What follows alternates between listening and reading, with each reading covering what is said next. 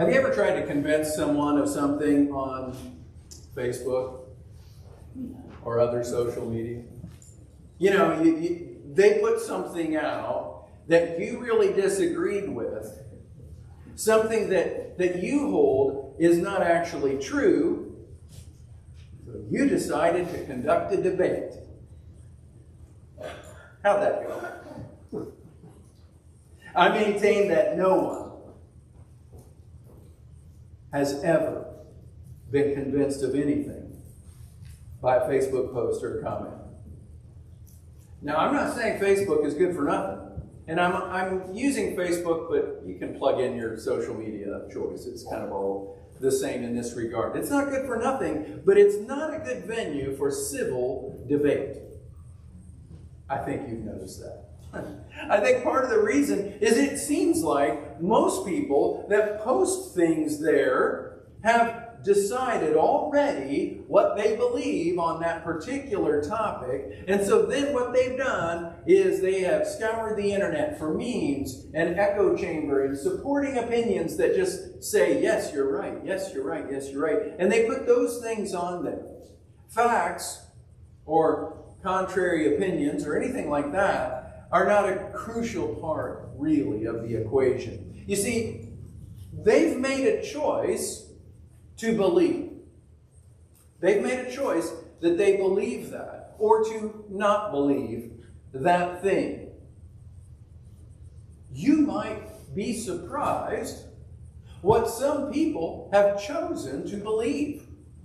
They've not been convinced of it. They've not had it proven to them. No one's ever really proven that the earth is flat, and yet there are people that will argue about it. I could name a lot more of those kinds of things. They've chosen to believe those things. We do not actually live in a time. Sometimes we think, oh boy, we live in a day and age when there's just not enough faith. Oh, I disagree. We live in a day of faith. We have faith everywhere. It's just that our faith is not always placed in the right things. Last week we saw the disciples. They were in that locked room on the evening of Jesus' resurrection. Was it the same room that Jesus had met with them in like John chapter 14, 15, 16, 17? Maybe. We don't know. But they were in that locked room on the evening of Jesus' resurrection, that first Easter Sunday night. They were huddled there for safety. They were hoping not to be found and crucified themselves. But they were scared. But then they were found, not by the Sanhedrin, but by Jesus himself. He found them in their fears. They were afraid. He found them in their fears, and he spoke peace to them. Well, not all of them. Thomas wasn't there that night. Let's look at the first passage here, John chapter 20, verse 24. Thomas, called the twin. Now, just so you know, in the NIV, it says Didymus. What do you think Didymus means? Twin, yes. Thomas, called the twin, one of the 12, was not with them when Jesus came. The other disciples therefore said to him, "We have seen the Lord." So he said to them, "Unless I see in his hands the print of the nails, and put my finger into the print of the nails, and put my hand into his side, I will not believe." Thomas, at that moment, was the founder of a whole school of thought. Oh, you believe in God? Well, why hasn't he shown up? What, do you believe in Jesus? What, did he speak to you? Unless I see real hard proof, I'm not going to believe. What? I wonder why Thomas was missing that week before. So now this takes place now 1 week after. Why was Thomas missing? We aren't told why, only that he wasn't there. But eventually, he rejoined the group, and when he did, they told him what he had missed. Thomas, boy, oh boy, you missed out. Isn't that the way it goes sometimes? It's like everything happens on the day you're not there. You ask someone under the age of 25 or so what FOMO is. FOMO. That's a not uncommon internet description that describes a condition that plagues certain people, many people, and keeps them online too much. It stands for fear of missing out. FOMO. It's one explanation of why people feel the compulsion to constantly be checking in on social media. They're afraid they're going to miss something. Now, I don't want to operate on fear, but what if more Christians had FOMO as related to the church? Wouldn't that be great? If they were afraid they're going to miss something if they're not there. I found that people that are super regular in their attendance often tell me that when they miss a Sunday, when they miss a service, invariably something happened on that service and they feel like they just really missed out. That's what happened to Thomas. He wasn't there at their Sunday evening meeting, and that was when Jesus showed up. But before you feel too bad for Thomas, don't worry, because he didn't think he'd missed anything. Thomas was sort of like, oh, you saw Jesus, did you? Yeah, well, no. I don't believe you. Now you might say, wait, that doesn't sound like a disciple of Jesus. That sounds like an unbeliever. I guess. But this is Thomas. He'd also walked around with Jesus for 3 years, following him everywhere. He'd seen him do all sorts of things. And they said, Jesus was here. You missed out, brother. No, I'm sorry. I don't believe you. You know that they had to have tried to convince him. The scriptures don't give us a transcript, like a running blow by blow of every second of every moment that they cover. They don't. They don't have every word uttered. But I think they had to have tried to convince. No, Thomas. It was him. He was here. He talked to us. It was almost like the old days. You should have been here. We were super scared. We felt so defeated. We were huddled and just deathly afraid that at any minute the door was going to get banged on, and the Pharisees, the scribes, the Sanhedrin, they were going to come in with the soldiers. We thought we were going to be nailed to the cross. And then, out of the blue, he was in our midst. You should have seen it. He was there. We almost jumped out of our skin. And then he spoke peace to us. And everything was so much better. We know you're discouraged. We know you've been afraid. We know your life hasn't gone the way you wished it had this last week. You should have been there. If you'd have seen Jesus in that moment, everything would be different for you. And Thomas said, no. No. He was not inclined to agree. He did not believe. In fact, he would not believe. He said, I'm not going to believe. I'm not going to believe unless I can see his scars. And actually, I don't just want to see his scars. I want to poke my finger in the holes in his hands and just reach right into the spear wound. If I do that, then I'll believe. Gross. What is wrong with you, Thomas? Peter probably thought, dude, we didn't do that. And we believe. Do you think Thomas thought, when he said that, I'm not going to believe unless I see him right here. I'm not going to believe unless I see the scars. I'm not going to believe unless I touch the scar and put my hand in it. I'm not going to believe unless that happens. Do you think that he thought that would happen? Nope.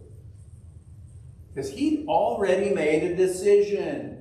He'd already decided what he believed, and he did not want to hear from his friends anything to the contrary. He had decided belief is a choice.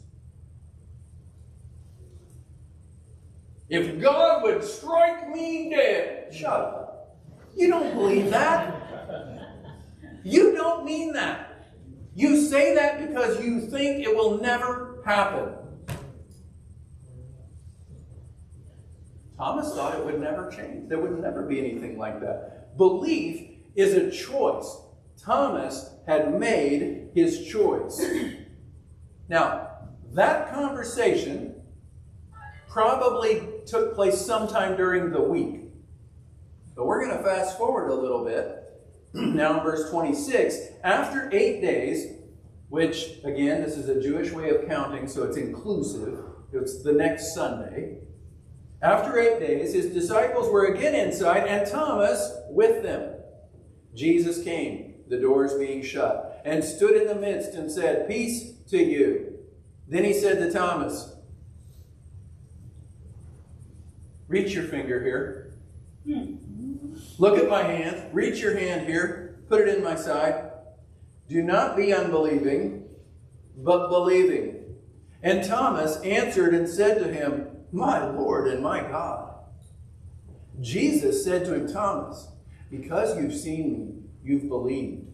Blessed are those who have not seen and yet have believed." Thomas did not believe what the other disciples told him. He didn't believe it, not even a little. He argued with them. But he wasn't pulling away from them. It seems that he wasn't upset with them, because now he's with them. He didn't strike off on his own, which is really good. So he's with them on this next Sunday when Jesus came back. Same as last time. They're inside there. The doors are locked. Still sort of afraid. "Oh, but Pastor, Jesus said, 'Peace be with you.'" Yes. Don't you feel just a little bit better that the disciples needed more encouragement than just once? Because isn't that the way we are? They're there, and all of a sudden again, Jesus is in the midst of them. And just like last time, he came in and he spoke peace. That's the order, by the way. You see, if we accept Jesus, we will get peace. If we just want peace, we won't have that. And we won't have Jesus. Jesus is always eager to speak peace into our situation if we will allow him. But he's not wanting to fix your situation and stand apart from you. Jesus came into their midst, and because they were in the presence of Jesus, peace was the naturally occurring thing. We should take a lot of encouragement from this passage. Jesus wasn't upset with Thomas. Jesus didn't show up and say, "Peace to you, not you. Hold on." He didn't say, "Dude, after all I've taught you, after all I've done for you, after all I've been through, this is the thanks I get? That's what you do? Things get a little difficult and you run the other way. Now you got to have proof." No, Jesus didn't do any of those things. You know why it's surprising to us that he didn't do those? Because that's kind of how probably we would have done it. You may not be a parent, but if you're a parent and you've been a parent for a long time, and you've never, ever even had a passing thought of, "Man, after all I've done for you," then I want to talk to you when we're done. I want to find out how, what's the secret? Probably I'm going to be like Thomas and say, "Yeah, I don't believe you." Because I think we've all been there. Like, wow, after all I've done. Maybe you've been an employer. You think you went out on the line for somebody, and then you're like, "Oh man, after all I did." You may not have said it, but probably thought it. Jesus didn't do that. And not only did he not do that, not only did he not react that way with Thomas, Jesus knew what Thomas had been saying before he got there. Hey, Thomas.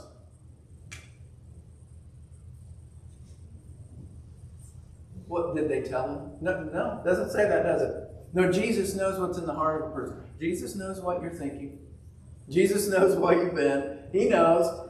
And he knew what Thomas had said before he ever got there. And Jesus takes the first step and he shows him his scars and he offers to let Thomas do what Thomas had said he needed to do. It really is amazing that Jesus would do that. Jesus says to Thomas, oh, you want some proof? Well, here, look. Here, come here. Give me your hand.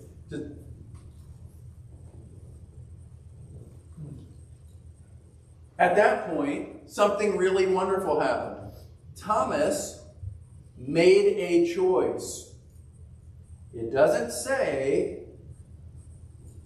even say he did what he had said would have to happen. In other words, it doesn't say, and then Thomas went right up to Jesus and went right through the... No, it doesn't say that. It doesn't say, like, here, let me... Nope. Jesus said, look, and Thomas said, I choose to believe. He made a choice. In fact, when he chose belief, he went all the way. He said, my Lord and my God. Oh, actually, Jesus never claimed to be God. Again, sorry, I know you don't expect to hear this from the pulpit. Shut up. Jesus did too claim to be God. In fact, look at your Bible. You got a different translation than me. That's okay. Show me where it says. Show me afterward where it says, Thomas says, my Lord and my God. And Jesus said, hold on, Thomas. Let's not get hasty. No, only God. Remember the one guy that came to Jesus in the Gospels and he says, good teacher. And Jesus said, wait, who's good but God alone? Remember that? Thomas says, my Lord and my God. And Jesus says, actually, no, he didn't. He said, I'm glad you're finally on board. This is the first time in the Gospel of John that Jesus is referred to that way. No correction is offered. Jesus accepted Thomas's statement of faith. It could be that other things were said then. John doesn't tell us that, Peter might have said, told you. We tried to tell him, Jesus. We tried to tell him. No, it doesn't say that. Thomas made a choice. Have you made that choice? Do you believe in Jesus? Like, really believe in him? Like, my Lord and my God believe in Jesus? You might think, well, it was easy for Thomas. If I saw Jesus, I'd believe. Maybe. Lots of people saw him and didn't believe. Jesus pronounced a blessing on all who would come after these 11 there that day, who would believe even though they did not see. And anyway, are your eyes actually an absolutely reliable witness? You might have said so, but are they now? I saw this thing on the internet. Are your eyes a reliable witness? No, they're not. You can see all sorts of things that aren't real. They look real. Jesus is actually waiting for you to choose to believe him, not to be convinced by some proof that you've laid out. Verse 30, truly Jesus did many other signs in the presence of his disciples, which are not written in this book. But these are written that you may believe that Jesus is the Christ, the Son of God, and that believing you may have life in his name. These two verses, here at the very end of John's Gospel, these two verses are the purpose statement of the Gospel of John. John has written what he wrote that you might believe that Jesus is the Christ, the Son of God. He could have included other signs. other miracles that Jesus did there for the disciples, but he chose the 7 signs that he did to lead us to this conclusion. They're signs. They point the way to Jesus. But still, belief is a choice that we make. I recently read a book about hiking the Appalachian Trail. You hike that trail, and every so often there's a marker that points. You got to act on belief that it's pointing the right way. You have to follow the sign. And that's what John has given us here. But if we believe, what then? Well, John says that believing will grant us life in Jesus' name. What does he mean by life? Well, believing in Jesus will result in experiencing the absolute fullness of life. Life real and genuine. A life that is active and vigorous, devoted to God. Paul described it as life more abundant. To choose to believe in Jesus as your Lord and your God is not just believing that he existed. It's not just believing that he was a great teacher. It's not just believing that he was a nice guy. It's not believing that he's just somebody that went around preaching the golden rule. People that say those things about Jesus are really standing in the place where they are Lord of him. They'll dictate where and when he may speak and how they will or won't accept him when he says the things he says. If he speaks on their favorite little hobby horse, they'll quote him on their social media page, and they'll feel really self-righteous as they virtue signal to you. But make no mistake, they're in charge of him, not the other way around. That's not the kind of life that John was speaking of. In fact, that's not even belief. That's not the Thomas kind of belief. That's not my Lord and my God kind of belief. Belief, or faith, just think of them as the same thing for now, is sometimes difficult. Like that father who wanted Jesus to heal his son in Mark's gospel. Jesus said, "Do you believe?" And he said, "Yes, I believe. Help my unbelief." It's sometimes like that. "Lord, I believe. Help my unbelief."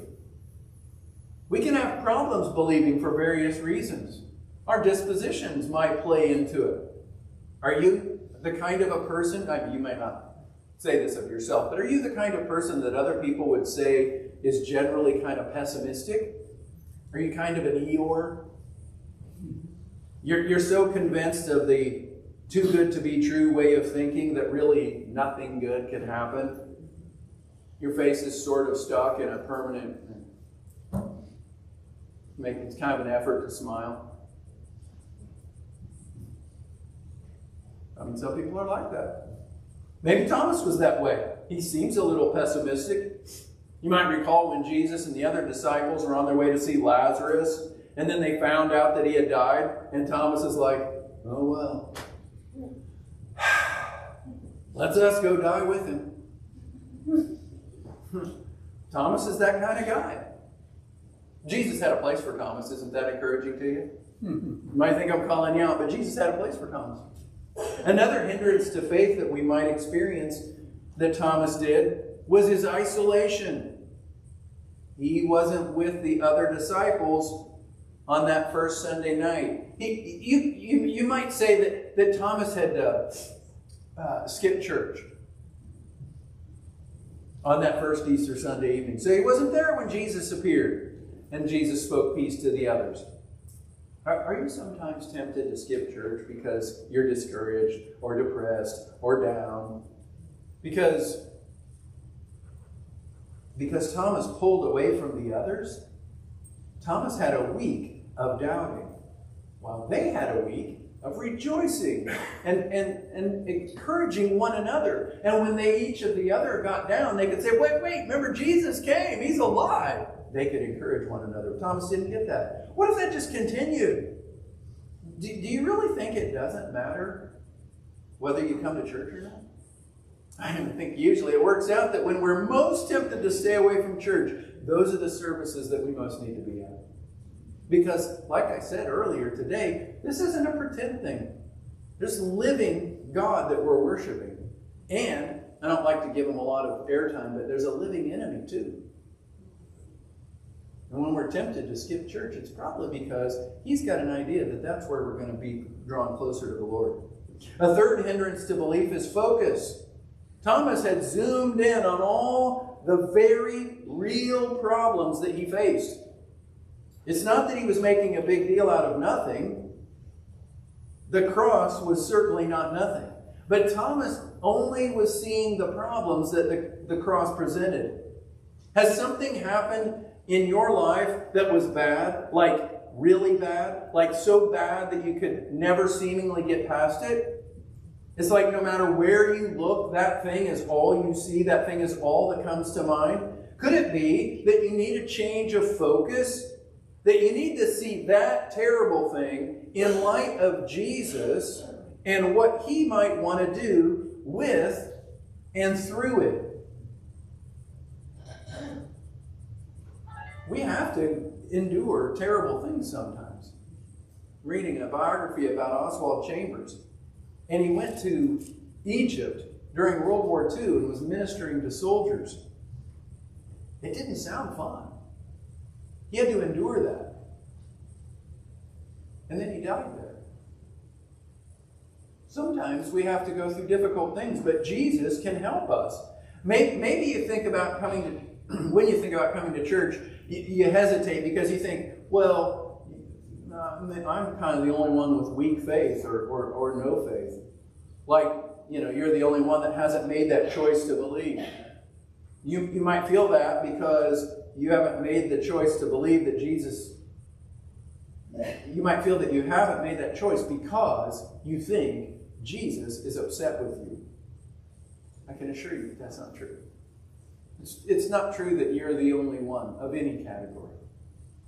But Jesus isn't upset with you. Jesus didn't cast Thomas aside because Thomas had doubts.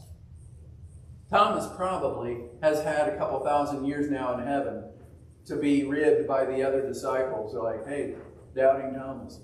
He's like, can you stop? It was a moment. And now he's pegged with it forever. No, Jesus didn't do that. Jesus didn't do that. Thomas had doubts, but Jesus didn't cast him aside because of that. Jesus brought him along. Well, yeah, Pastor, but Thomas had Jesus right there. It was easier for him to believe. Well, was it? We have eyewitness testimony. The very gospel we've been studying. Eyewitness testimony. Jesus said that it would be enough if you make the choice. Will you believe? Will you believe, the my Lord and my God kind of belief? Belief is a choice.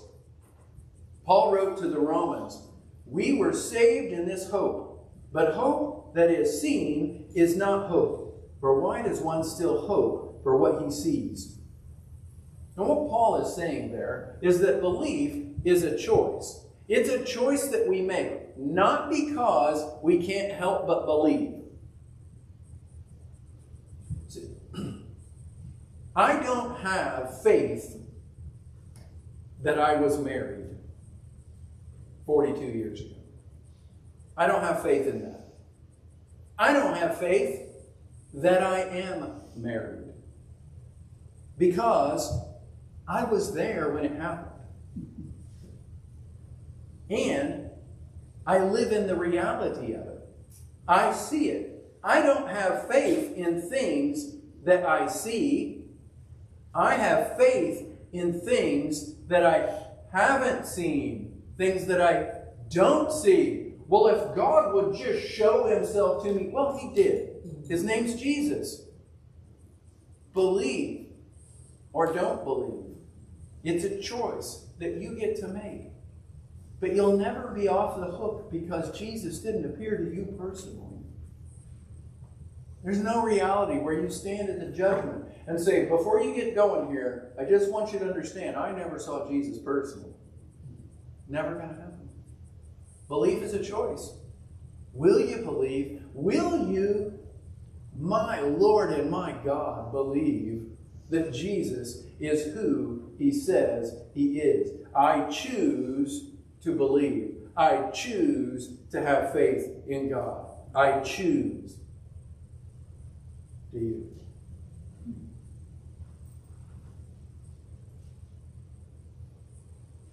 Do you believe? Do you believe? My Lord and my God believe. If you don't believe in that way, then I have an assignment for you.